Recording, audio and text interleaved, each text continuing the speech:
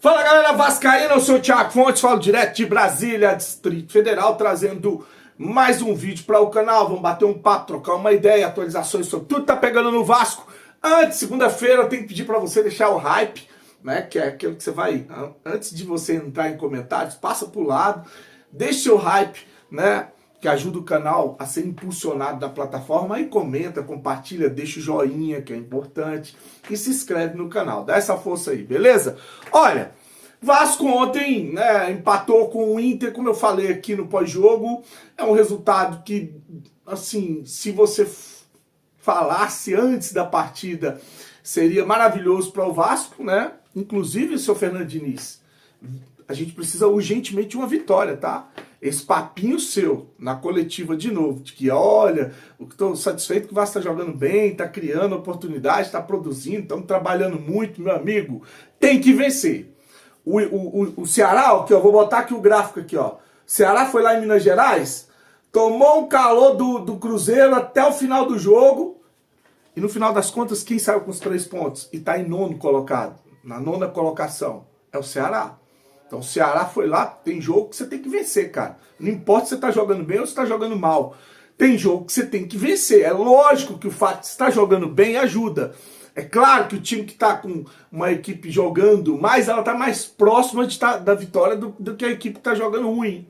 Tanto que o Inter no primeiro tempo toma um gol, por quê? Porque não estava jogando, era só o Vasco que estava jogando. Mas aí tem um problema mental, um problema psicológico nesse elenco do Vasco. Eu estava conversando com o meu amigo lá, o Alexandre, Bado Vascaíno, falei, cara, o Vasco tá me surpreendendo, cara, tá jogando muito.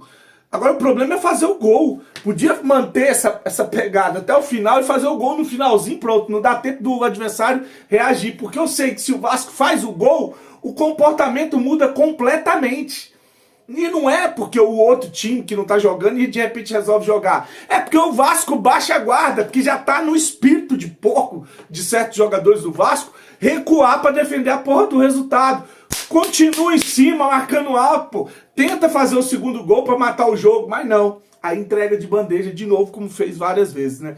Então, é um empate que dentro das circunstâncias ele é legal pro Vasco. Tira o Vasco da zona de rebaixamento. Aliás, a rodada foi completa, 10 jogos, né? O Fortaleza venceu o Bragantino 3-1, já se reabilitando lá com o Renato Paiva. O Mirassol, Fortaleza que não vencia há um tempo, né? O Mirassol empatou com o Vitória 1-1, tá lá o Fábio Carille no Vitória, que ajustou essa defesa do Vitória, tá jogando bem. O Sport 1-1 contra o Santos, aliás, teve muito 1-1, né? O Sport 1-1 contra o Santos, o Sport vencendo 2 gols, com um jogador a mais, conseguiu a proeza de tomar 2 gols no segundo tempo. O Botafogo 1 contra o Corinthians, 1-1. O Palmeiras 1, Grêmio 0, o Cruzeiro 1, Ceará 2, o São Paulo meteu 3-1 no Fluminense. Fluminense aí, desde da P que tomou no Mundial lá pro Chelsea, nunca mais ganhou de ninguém. Voltou pro Brasil, acho que são 5 derrotas seguidas, né? O Bahia 3, a Juventude 0, o Inter 1, o Vasco 1, e o Urubu ganhou do Atlético Mineiro por 1-0, rodada completa aí, a 17ª rodada. Ficou assim a tabela, vou pegar do Corinthians para baixo, né? Porque para mim, todos aí estão oscilando, todos aí estão brigando na parte baixa da tabela, né? O Corinthians 11º com 21 pontos, o Fluminense e o Atlético Mineiro, Fluminense 12º, Atlético 13º, ambos com 20 pontos. A mesma coisa com o Grêmio e o Vitória, né? O Grêmio 14º e o Vitória 15º, os dois com 17 pontos. O Vasco é o primeiro time fora da zona de rebaixamento, 16º com 15 pontos. O mesmo ponto do Santos, que abre a zona de rebaixamento, tem 15. Fortaleza foi para 14, 18º. E esses dois, para mim, aí estarão na segunda divisão, tá? É um achismo, sim. O Sport, que é o lanterna, e o Juventude, que é o vice-lanterna. O Juventude tem 11 pontos. Só que o Juventude tem a pior defesa do Campeonato Brasileiro. Pra você ter uma ideia, o Fortaleza tomou 21 gols, o Vasco tomou 20 gols, o Santos tomou 21 gols, o Vasco tomou 20 gols, o Juventude tomou 32 gols. O Sport, que é o lanterna da competição, tomou 25. Então o Juventude tem disparada a pior defesa do Campeonato Brasileiro. Toma muitos gols, Juventude. Tá com saldo negativo de 22 gols. Então, assim, além de não fazer muitos gols, toma muitos gols. Tá aí o Juventude, pra mim, o Juventude e o Sport, esses dois estarão na segunda divisão. Sobram 2 vagas aí, tá? Fortaleza, Santos, Vasco, Vitória, Grêmio, o Atlético Mineiro com a bola que tá jogando e com os problemas que tá passando com a sua SAF, o Fluminense agora que não ganha de mais ninguém e o Corinthians com todos os problemas extracampo. Todos esses times aí têm chance de cair para a segunda divisão, tá? Todos esses times aí brigam para não cair para a segunda divisão até que provem o contrário. Bom, eu vou falar aqui do que aconteceu ontem, do lance que ainda está repercutindo, inclusive coloquei na capa. Esse juiz aí, né, o Flávio Rodrigues, é aquele mesmo juiz que estava em São Januário no jogo do Vasco contra o Internacional do VAR descalibrado. O jogo, que é essa imagem aí, ó, que o Vasco foi assaltado, gol do Rodrigo Dourado lá de cabeça, né, que o Vasco caiu nesse ano para a segunda divisão, 2020, por causa de saldo de gol. Por causa de saldo de gol. A gente já tinha sido assaltado contra o Bahia, lembra? Que o Benítez tomou uma pancada do Gregory, não foi expulso, teve um pênalti pro Vasco, não deram. Meteram a mão no Vasco descaradamente nesse campeonato, como sempre, né? E era o mesmo juiz, cara. Era o mesmo juiz que tava lá, que prejudicou o Vasco. Era o mesmo juiz ontem. E por que eu tô falando desse canalha, desse juiz, Flávio Rodrigues? Porque... E aí eu vou mostrar primeiro uma opinião da Renata Fã, que fiz questão de assistir o jogo aberto para ver qual que seria a opinião dela, porque o jogo aberto, na hora que estava passando, mostrou exatamente a mesma coisa que o Internacional fez no primeiro tempo, quando o Vasco estava amassando o Inter. O massagista pede para o goleiro do Inter se jogar, para trocar a chuteira, enquanto o Roger vai lá dar instruções para os jogadores do Inter, para poder organizar o time que estava tomando o sufoco do Vasco. Né? Então esse lance aí foi mostrado no jogo aberto. Quando a Renata Fã vem para comentar a partida, a hipócrita, ela ignora esse lance. Eles comentam, ficam ali 10 minutos falando elogiando o juiz, que ele fez o correto, que o juiz tinha que ter mais coragem, fazer o que ele fez, que tem que ser para todo mundo. Só que ela não comenta que, olha, gente, no primeiro tempo, o goleiro do Inter merecia cartão, porque ele fez exatamente a mesma coisa e não foi advertido. Vou deixar aí a hipócrita da Renata Fã falando sobre o lance. Esse lance do Léo Jardim. Bom, primeiro ele teve um lance aos 22 do segundo tempo, em que ele foi advertido com o cartão amarelo porque estava fazendo o quê? Cera. E aí o juiz não é bobo, né, gente? O juiz, ele vê o jogo, ele sabe, ele percebe quando o cara tá sendo malandro, quando o cara tá segurando o jogo. O problema é que a maioria dos árbitros não pune a cera, deixa rolar, vamos fazer de conta que não tá acontecendo. Para começar aquela contagem dos 8 segundos, tudo devagar, lerdo, não é? E aí ele resolveu punir com o segundo amarelo. Na minha opinião, ele fez muito bem isso. Ah, mas os outros não fazem. O problema é esse. As pessoas não aplicam a regra corretamente. Agora, eu também achei estranho. Falei, nossa, ele vai punir mesmo. E puniu. Deu o segundo cartão amarelo, expulsou e depois... Eu fiquei revoltado com o Léo Jardim. Eu tava numa live na hora e falei, ó, esse cabaço vai ser expulso. Porque realmente o Léo Jardim fez cera. Há uma instrução, não é só do Vasco não, mas no Vasco, eu falei, aqui em Brasília, a comissão técnica mandava o Léo Jardim ficar no chão, pedir atendimento para o Fernando Diniz instruir os jogadores. Isso aí é um hábito dos treinadores. O problema não é se ele mereceu ou não mereceu o cartão. O problema é a porcaria do critério. E isso é que mata no futebol brasileiro. Você lembra que o Vasco chegou no Brasil depois que o Vasco foi assaltado em São Januário, aquele gol de mão do Jô, que foi tanta repercussão, né, que ajudou o Corinthians a ser campeão e ajudou a rebaixar o Vasco, e o VAR veio pro Brasil depois daquele lance. Só que o problema é que o VAR chegou para, vamos dizer assim, normalizar ou ajudar, aparelhar os árbitros, o esquema, o sistema, a CBF, a sacanagem que fazem no futebol brasileiro. Por quê? Porque eles usam da interpretação, e esse é o grande problema, e ficou explícito nesse jogo aí, né? O cara, ele fez o certo? Fez, contra o Vasco. Só que não fez contra o Inter, que aconteceu a mesma coisa. A mesma coisa acontece com pênalti, bola na mão dentro da área, falta para expulsão, né? Você pode ter o VAR, você pode ter 50 câmeras, você pode ter o que for.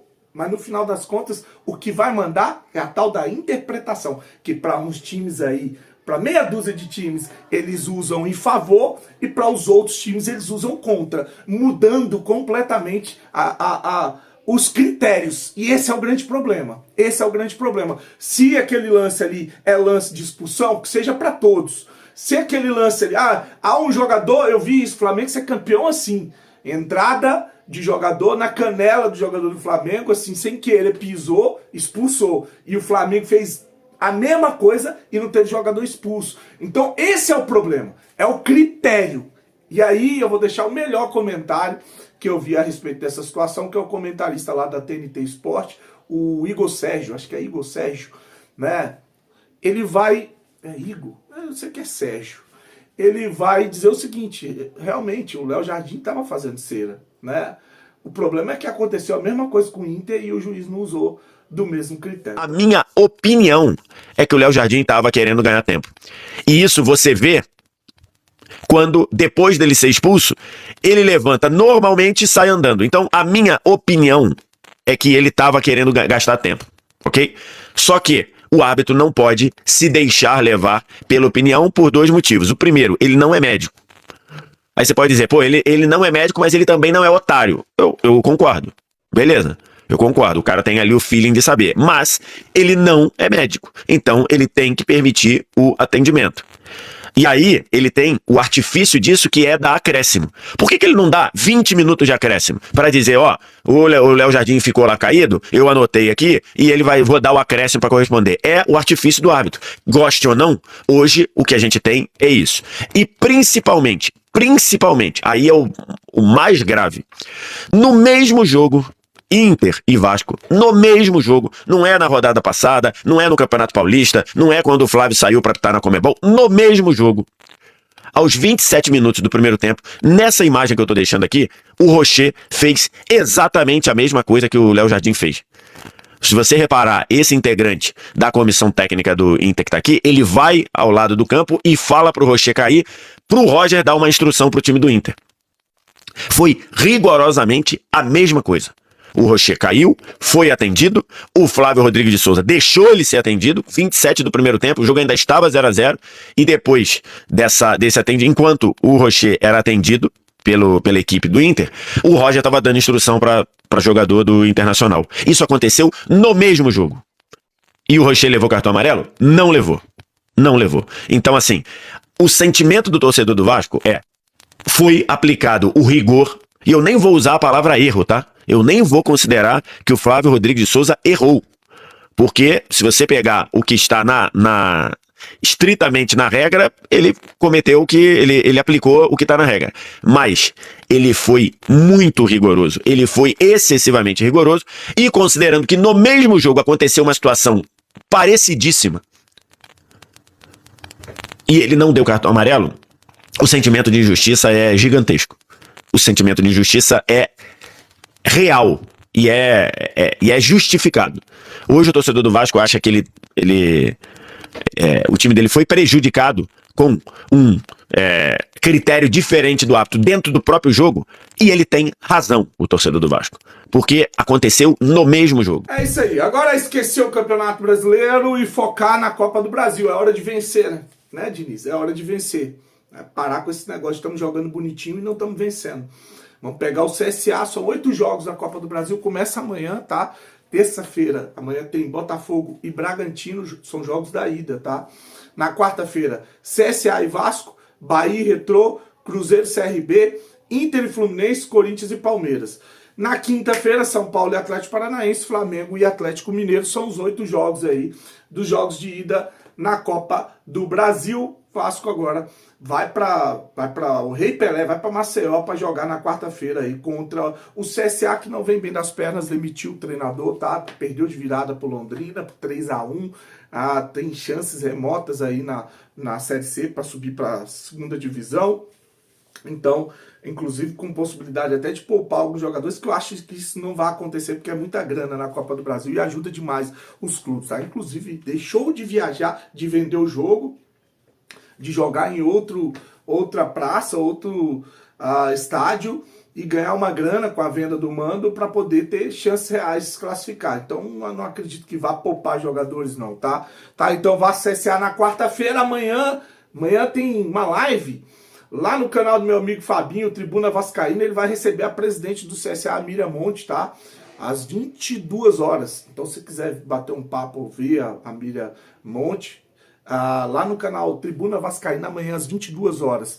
E mandar um abraço aqui para finalizar pro meu amigo, o meu padrinho, irmão, o Aquiles do Bem. O Aquiles fez uma campanha, bateu nos peitos aí, fez uma campanha para fazer o busto em homenagem ao Pai Santana, uma merecida homenagem, esse cara que estava sendo esquecido pela história do Vasco e do Vascaíno. Quem viveu os anos 80, quem viveu os anos 90, quem viveu a época boa, áurea do Vasco, viveu o pai Carlos, lembrando do pai Carlos aqui, viveu o Pai Santana, que é um personagem que faz parte da história do Vasco. Então o Aquiles fez uma campanha e levantou 17 mil reais para fazer o busto em homenagem ao Pai Santana, inclusive com bancada de mármore. Vai ser uma justa homenagem para esse homem que faz parte da história do Vasco, repito, independente de religião, tá?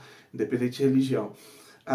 Então, parabéns para o Aquiles, parabéns para o canal Fala Vascaíno, tamo junto, um abraço, fiquem com Deus, uma semana abençoada para todos e saudações vascaínas.